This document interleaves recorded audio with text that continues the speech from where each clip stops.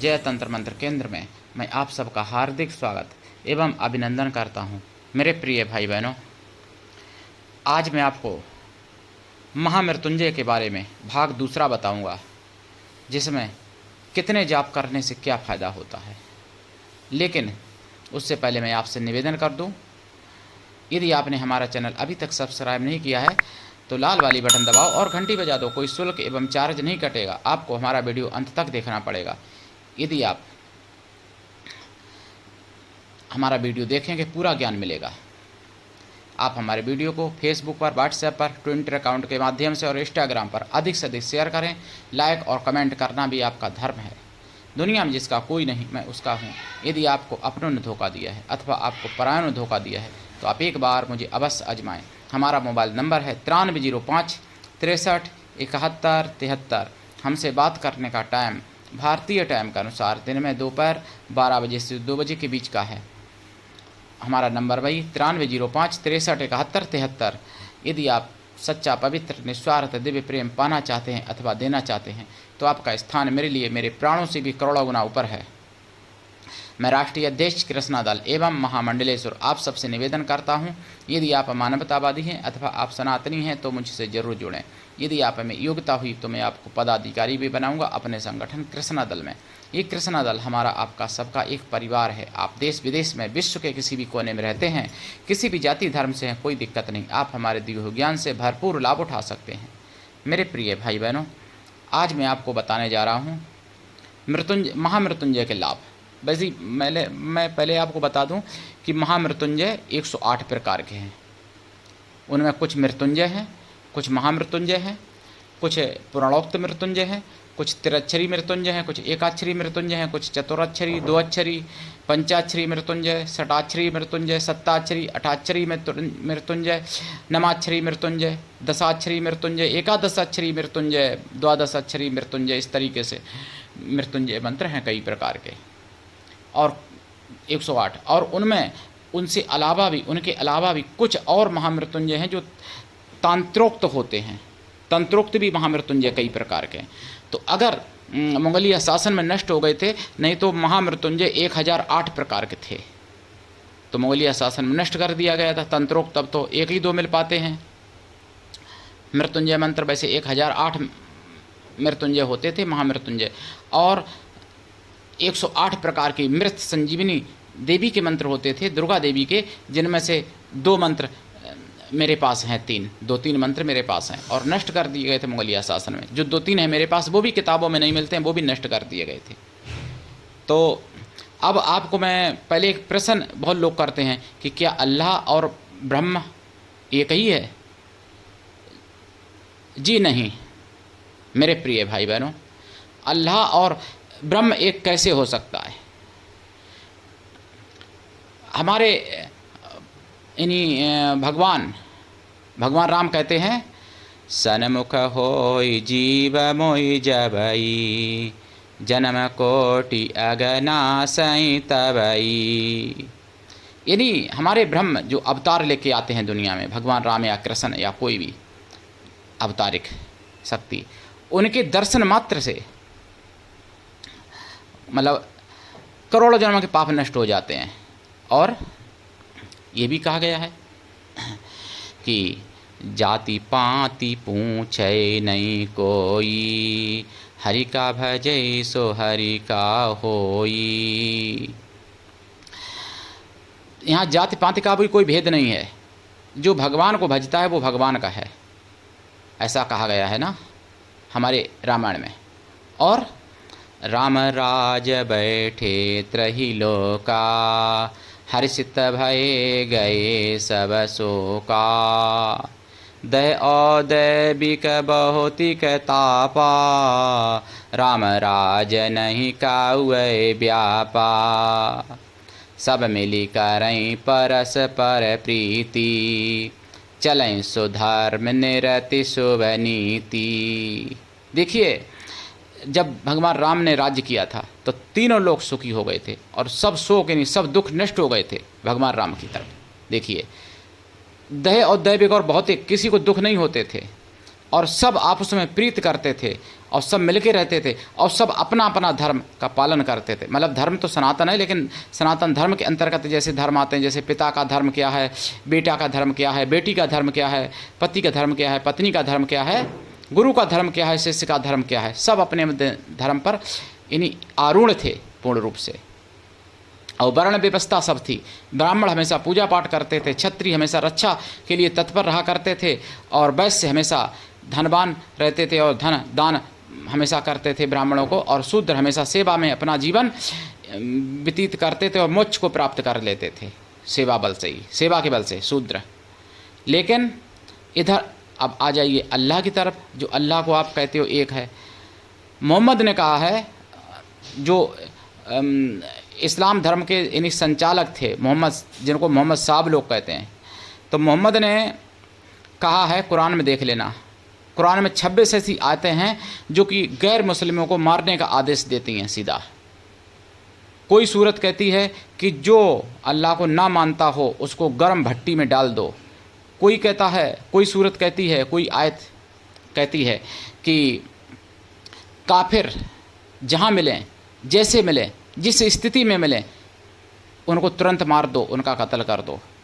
कोई सूरत कहती है कि काफिरों के पास, यानी जो गैर मुस्लिम हैं उनके पास सुंदर स्त्री, कोई कीमती प्रॉपर्टी, कोई भी अच्छी चीज़ रहने लायक नहीं है, उसको मुसलमान छीन लें। कोई सूरत आयत कहती है कि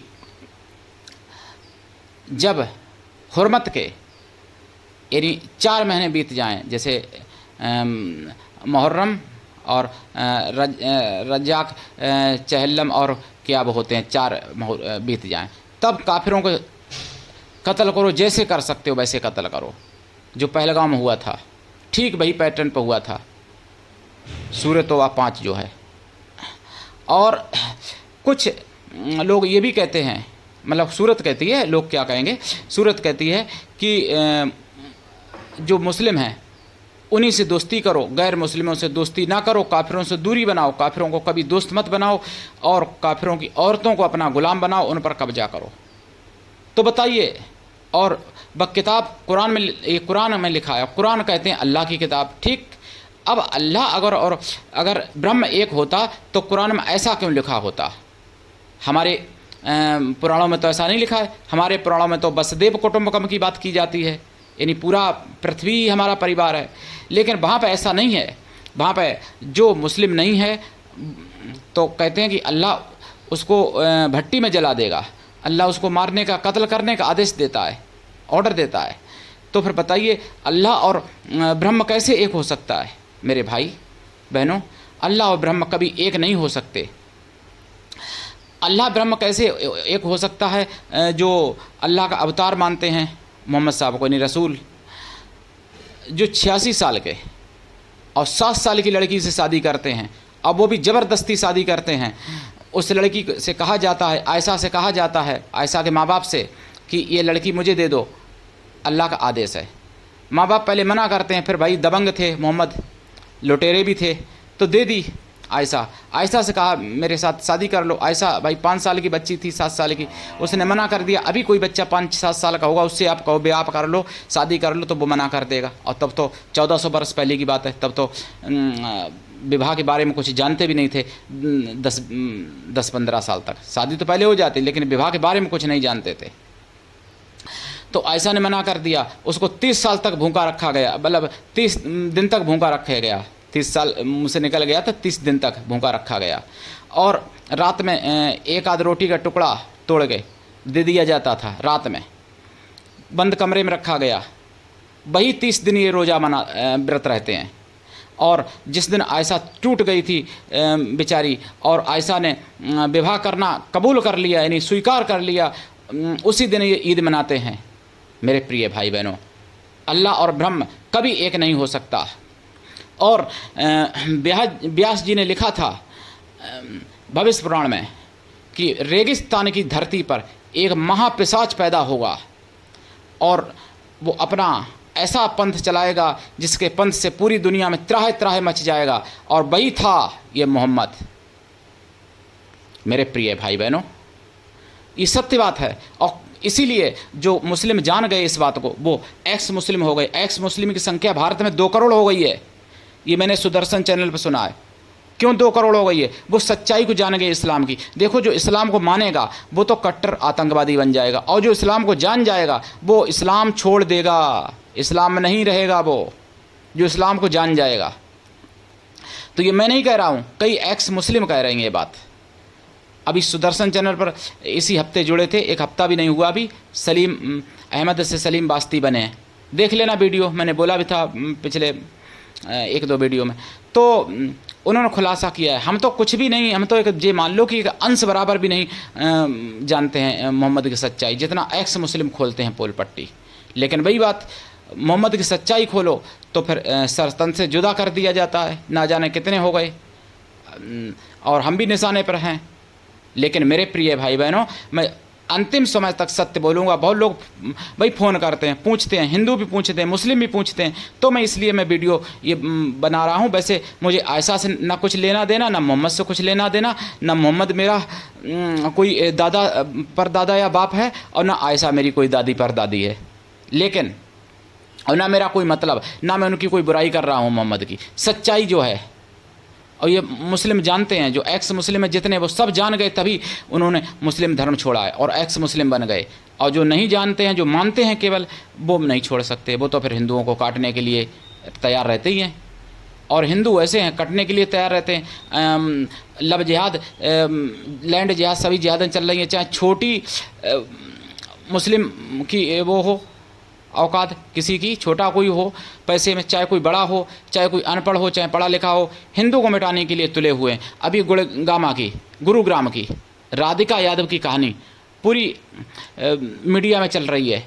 कोई किस तरीके से पेश कर रहे हैं, कोई कुछ तरीके से पेश कर रहे हैं। वामपंथी मीडिया है, वो तो अपना भाई जो एक गैंग का ये पूरा बामी गामी हरामी, तो उनके लिए मैं कुछ क्या कहूँ। सुदर्शन चैनल पर मैंने सुना है, एक राधिका यादव थी बेटी। राधिका यादव को उनके पिता ने बहुत पढ़ाया। उसके बाद में 2.5 करोड़ रुपए खर्च करके एकेडमी खुलवा दी। एकेडमी बहुत अच्छी चल रही थी, फीस भी आ रही थी, बहुत अच्छा चल रहा था, सब हंसता खेलता परिवार था।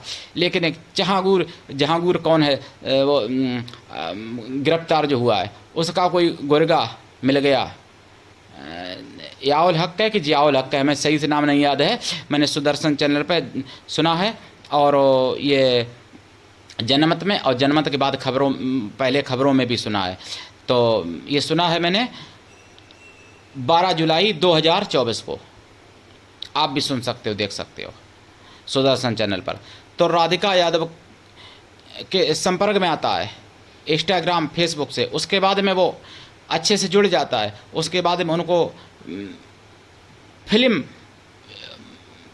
बनाने के लिए, यानी फिल्मी दुनिया में जाने के लिए इम्प्रेस करता है, और उसके बाद में यानी प्रेरित करता है। और उसके बाद में फिर वो प्रभावित हो जाती है राधिका यादव, सारी प्रॉपर्टी बर्बाद हो जाती है, एकेडमी जो है समाप्त हो जाती है धीरे धीरे। भाई जब दिमाग उधर जाएगा, मेहनत उधर होगी, तो इधर कहाँ से हो जा पाएगी मेहनत।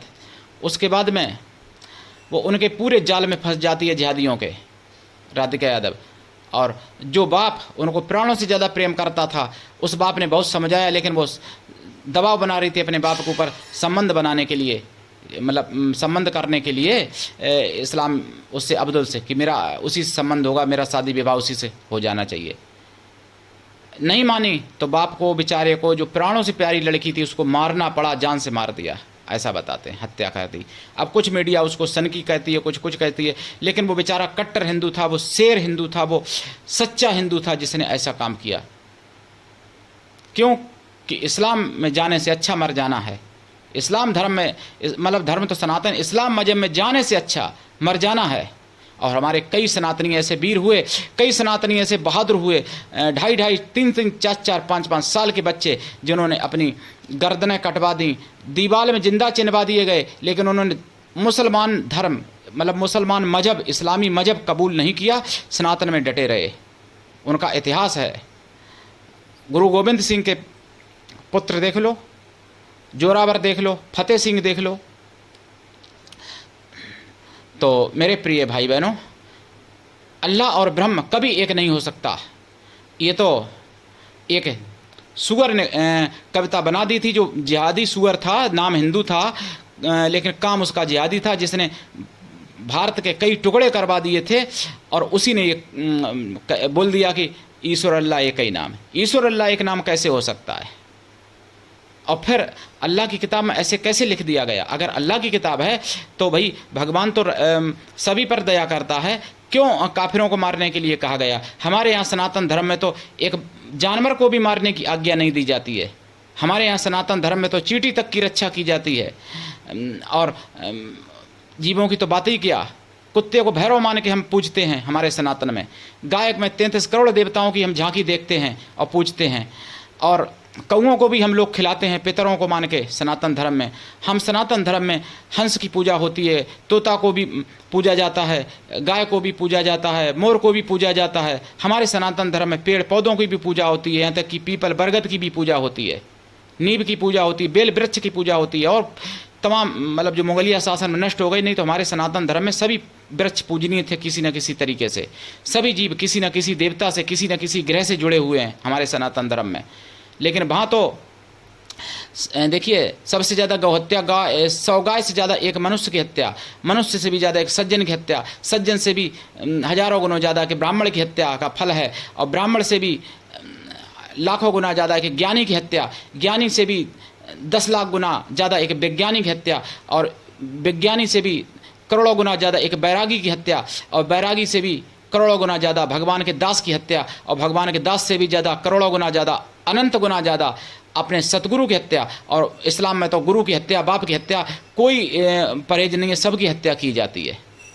और सज्जनों के, मनुष्यों की तो हत्या करती हैं, गैर मुस्लिमों की तो हत्या करने का उनको आदेश देती है उनकी कुरान।